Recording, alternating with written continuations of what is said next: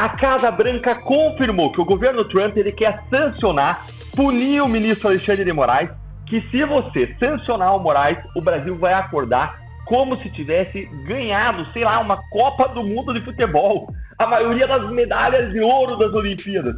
Ou então a gente ia estar em festa, como quando Ayrton Senna vencia algum GP famoso de Fórmula 1. O Brasil vai vibrar.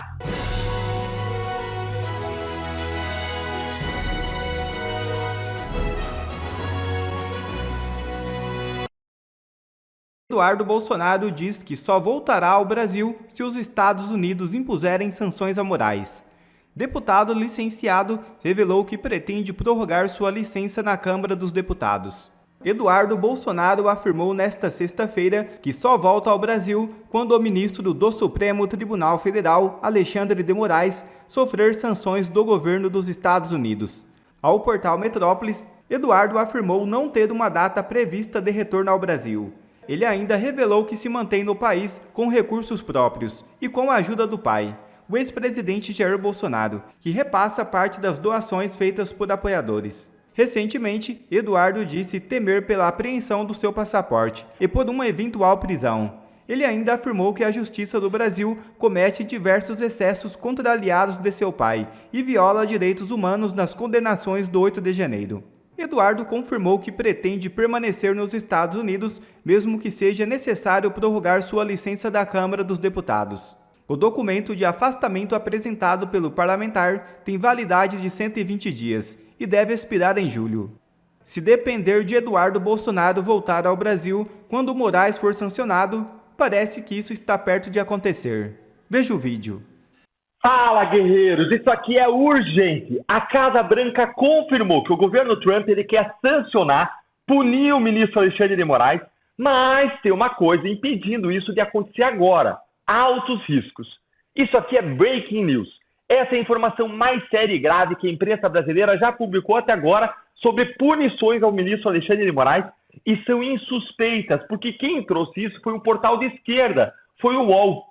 Nesse nosso encontro com justiça, eu vou te mostrar duas coisas. Primeiro, como a Casa Branca confirmou que o governo Trump quer sancionar Moraes para puni-lo por seu regime de censura.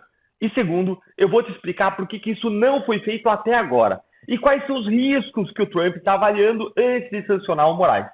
Bora lá, então, direto ao ponto pro assunto com esta coluna do Jamil Chad do UOL que eu vou jogar aí para você acompanhar, intitulada Governo Trump avalia sanções contra Moraes, mas alerta para alto risco.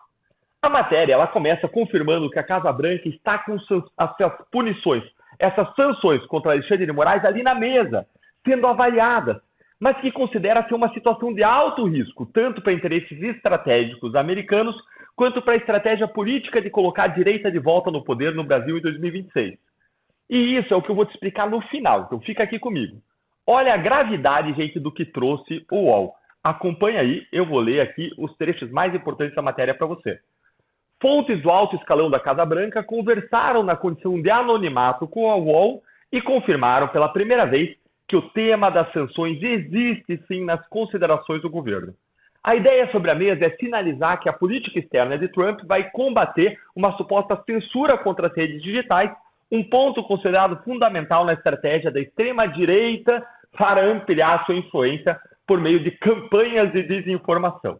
Gente, podem ignorar aí a militância dessa coluna do Jamil Chad. Ele é um dos militantes de redação mais radicalizados do Brasil. Bora apenas para o fato aqui. Qual é o fato importante?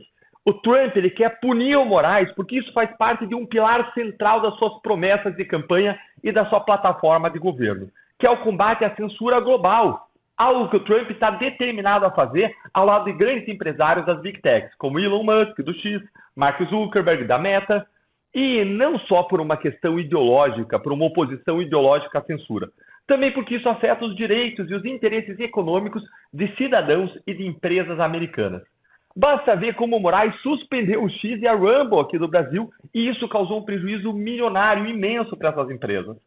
Só em multas aplicadas ao X, o Moraes mordeu mais de 30 milhões de reais. E aí a coluna mostra uma outra razão pela qual o Trump quer sancionar e punir Alexandre de Moraes. Não é só pelo combate à censura global, mas é também como parte de uma estratégia de colocar a direita novamente no poder no Brasil em 2026, evitar as interferências que foram feitas, especialmente aí a partir da Justiça Eleitoral, dar uma resposta para isso. E, então, existe essa estratégia de colocar a direita novamente no poder com Bolsonaro, porque a eleição presidencial no Brasil é absolutamente estratégica para a direita global, não só aqui Américas, mas no mundo. E olha, dá uma olhadinha o que a matéria fala aqui, que também vale a pena de conferir. Olha aqui, ó.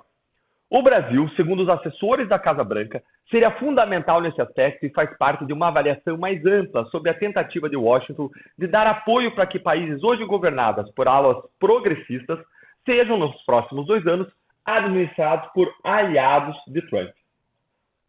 As eleições do Chile em 2025 e na Colômbia e no Brasil em 2026 são consideradas estratégicas. E por que estratégicas, Iltan?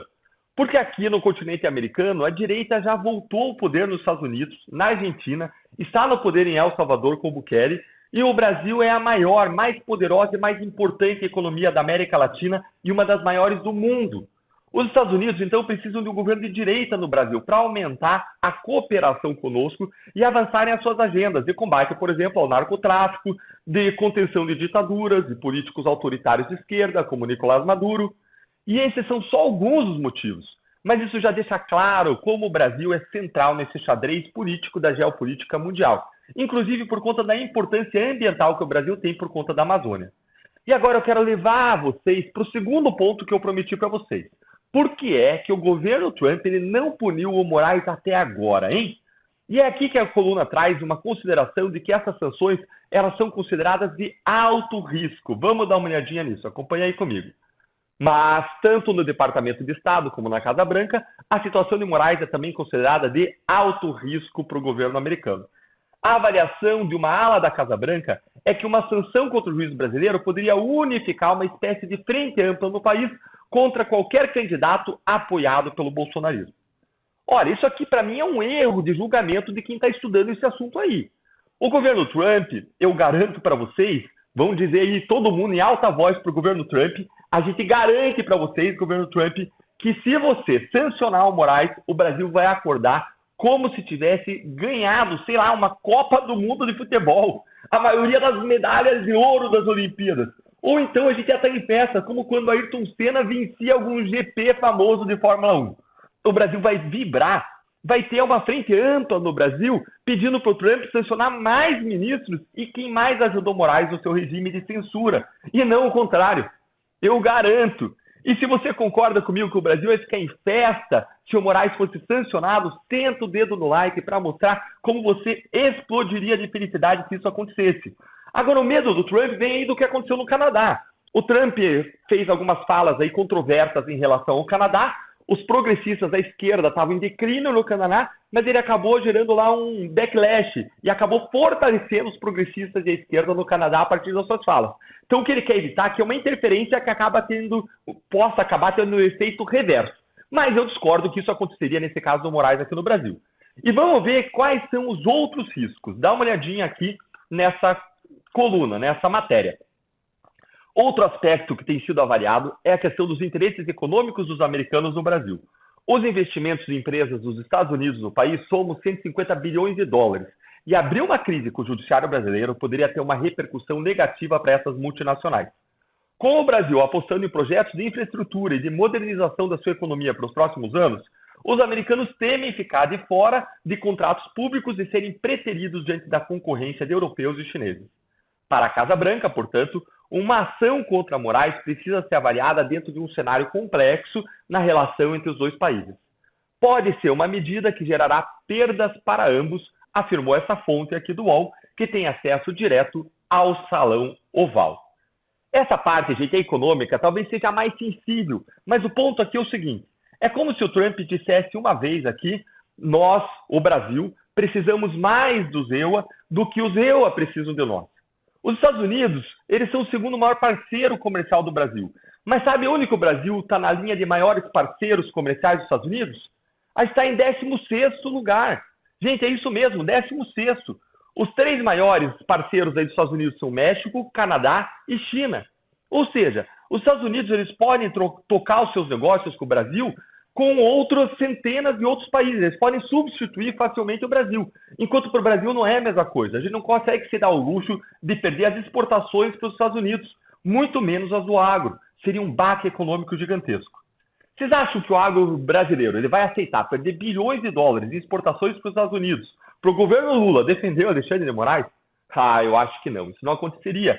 Não só porque o Lula se veria pressionado a apoiar o agro, ele não gosta do agro, já disse que o agro é fascista, naquelas balelas dele, mas porque o Brasil vai perder economicamente. E o Lula ele precisa que a economia se recupere, vá bem, para ele concorrer, tentar aí ganhar as eleições ano que vem. Então ele não ia cometer esse suicídio político de deixar de apoiar o agro nessas condições.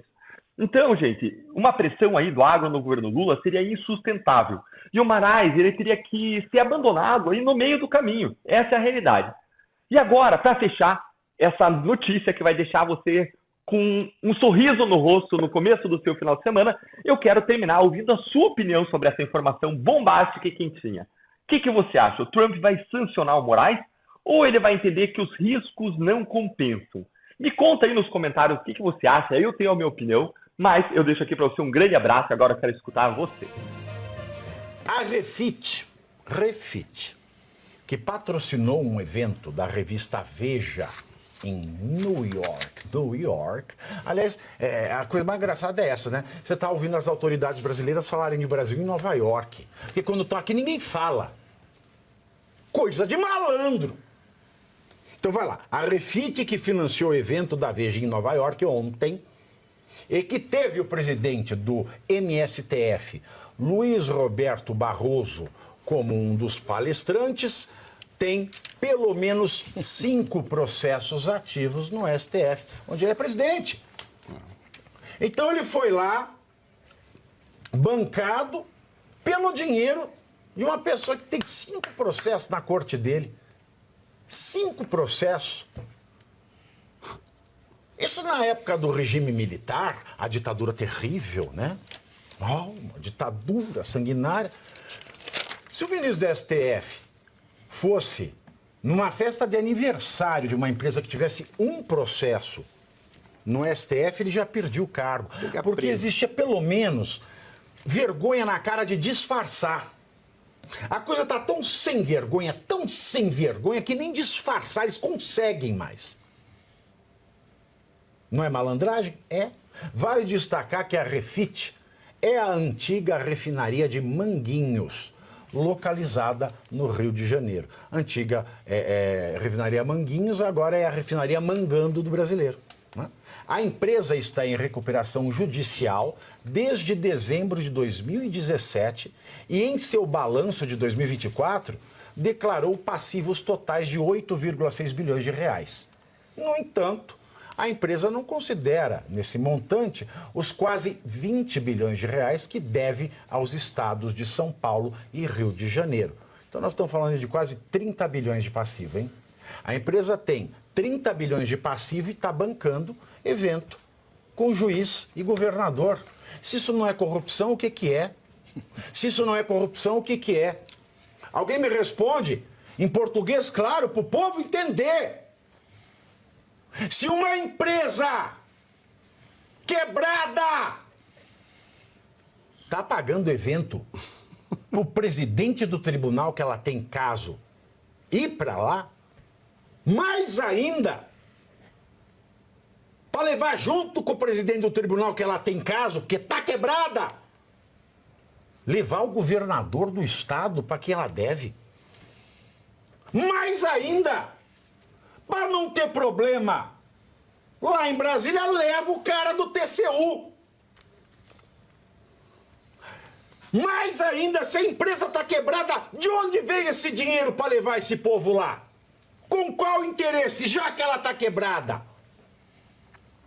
Com o interesse de obter favores? Que é a única coisa que me vem à cabeça, uma empresa quebrada em recuperação judicial, que não é falência, é recuperação. Quer dizer que ela está tentando voltar ao mercado. E ela está tentando voltar ao mercado, fazendo acordo para pagar quem ela deve. Ou ela deve ao Barroso, ou eu não estou entendendo nada. Aí agora eu queria ver o Barroso vir falar sonal. Fala claro com o povo. Tira o ovo cozido da boca. Todos os processos da Refit no STF são recursos que pedem autorização da subida de ações do Tribunal de Justiça para o Supremo.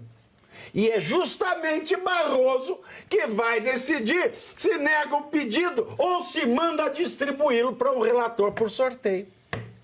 Ele já tinha negado antes. E detalhe, hein? O Haroldo Cedras do TCU, esse que está enrolando os aposentados pensionistas, ele elogiou a Refit. A empresa devendo bilhões e ele elogiando. Na saída do evento em New York, Barroso respondeu à cobrança por uma autocrítica dos poderes feita pelo presidente da Câmara. Olha que engraçado. O presidente do tribunal que vai julgar uma empresa quebrada, que ao invés de pagar quem ela deve, estando quebrada, paga para ele ir para Nova York, vai falar, vai rebater a autocrítica. Não, isso para mim, meus queridos, isso para mim é aquela seguinte cena. O marido chega antes em casa, foi viajar, vai fazer uma surpresa para a mulher sem saber que quem surpresa faz, surpreso fica. Entra, está a mulher com outro na cama e a mulher fala, não é isso que você está pensando.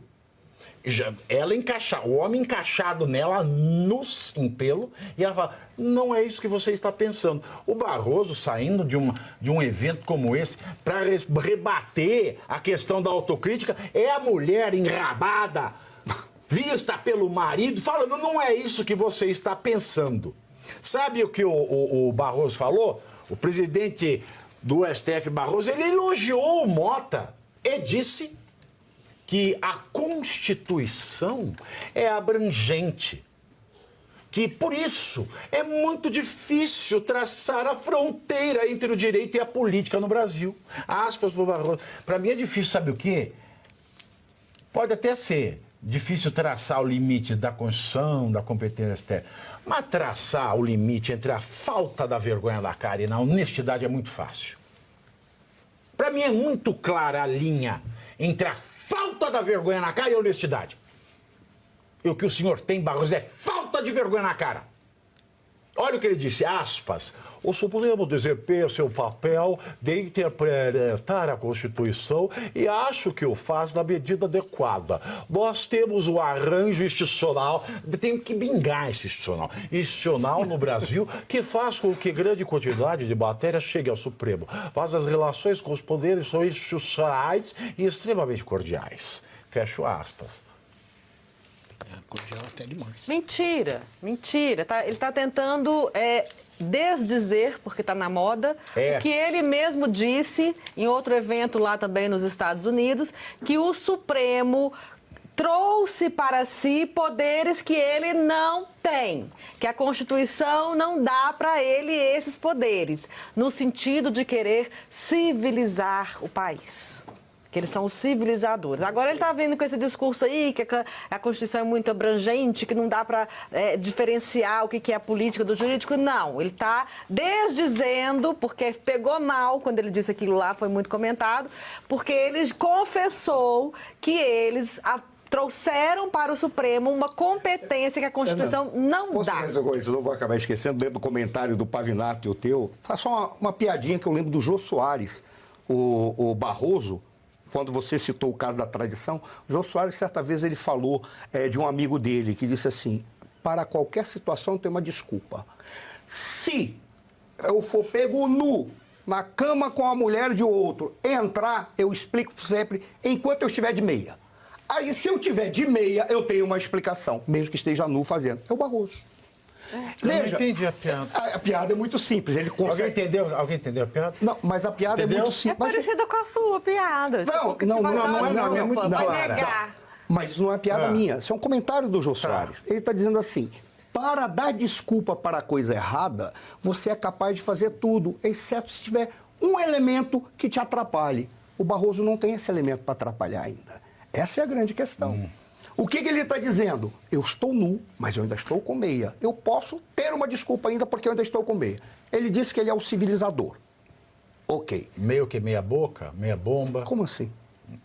Não, meia de pano meia mesmo. de sockets. Sockets. Pois é. Eu fui alfabetizado em inglês. O Barroso, ele disse que ele é o civilizador. Foi o que ele falou ali. Ele sempre diz, nós somos os civilizadores, esse é o nosso papel. E eles se atribuem esse papel porque eles olham para a sociedade e dizem assim, é uma sociedade de incultos e as lideranças representam exatamente a escolha dessa sociedade de incultos. Ele lembra muito bem aqueles autoritários da década dos 20 que diziam, nós temos que construir a sociedade, porque nós somos os iluminados, nós somos aqueles que têm cultura. Quando o Barroso chega e ele vai participar deste evento, é um evento pago por uma empresa quebrada, que não deveria estar pagando eventos. De onde que ela tira dinheiro para isso? Mas tudo bem, ela paga. Deve por volta de 20, 30 bilhões? Para ela é um investimento. Para ela, se ela perder 400 milhões numa ação pagando advogado, não é nada. Desde que ele consiga ganhar os 30.